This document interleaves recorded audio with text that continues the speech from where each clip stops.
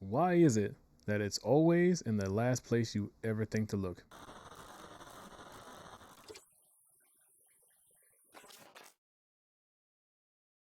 Welcome to Unifier TV, where truth has no fear. This is a story about a guy who had a very beautiful 1965 cherry red Mustang. I mean, I don't know if you've seen this car before, but it's gorgeous. A very beautiful car.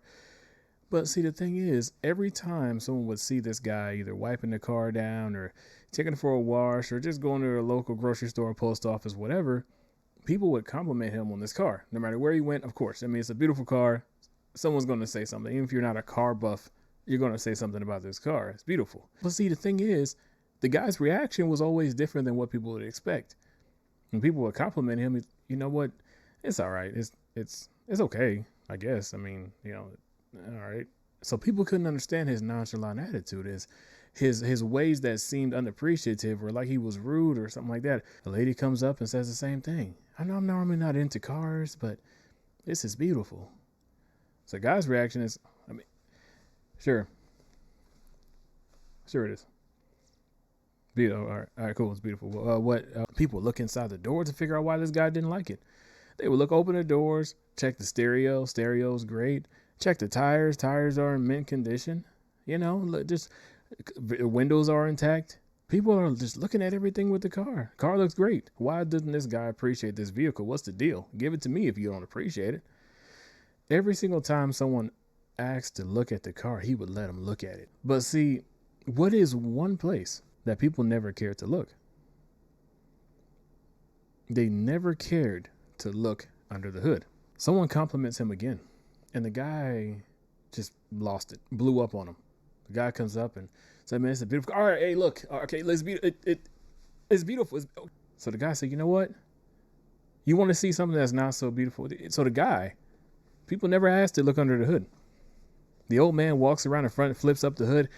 You see the most rusted out, damaged, literally hanging on by a shoestring engine that you've ever seen in your life. It's a miracle this car even runs. Yes, this car is a classic. It's a beautiful car, well put together on the surface, but no one ever asked to look under the hood. They just looked at all the cosmetic work. They looked at what was on the surface. They looked at how it was all put together on the surface, but they never cared to look under the hood to see what the internal mechanisms and what the internal work was like, because on the outside it looked perfect. See, this is one thing that we do to people. We don't realize that under the hood there's a lot of rusted out material. There's a lot of damaged material. There's a lot of stuff that needs to be replaced and repaired.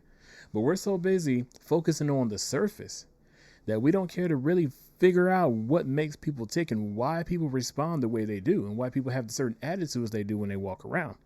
I've literally heard people say, I cannot believe this person was so troubled. I cannot believe they were so damaged. They were so funny. They were so beautiful. I cannot believe she's so depressed. She's so gorgeous. I cannot believe this dude was such a this and that. He's such a handsome guy. He's such a smart guy. What does that have to do with anything? You don't know what's under the hood until you decide to take a look. Not everything is surface. People have a lot going on under the hood.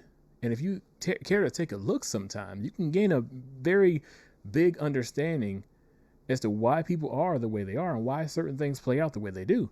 Look at Robin Williams. What's one of the biggest things people say about Robin Williams when they talk about his death? He was such a funny guy. He laughed all the time. I cannot believe he would want to die.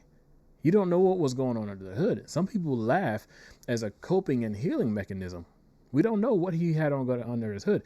What about Chelsea Christ, the model, the beautiful model who they say committed suicide? Was one of the biggest things people say about that situation. She was so beautiful. I can't believe that she wanted to die. I cannot believe she was suicidal. Do we know what was going on under her hood? Maybe someone did, but maybe most people didn't. Maybe no one knew what was going on beneath the surface. So we have to allow ourselves to step out of ourselves, out of our own mind and our own expectations for people, and start to kind of play emotional and spiritual mechanic to some people. A lot of people need a lot of mechanic work, and we have the tools to do it. We have to start reaching out to people, talking to people more, getting into people's subconscious to figure out what makes people tick, because not everyone is just rude for no reason.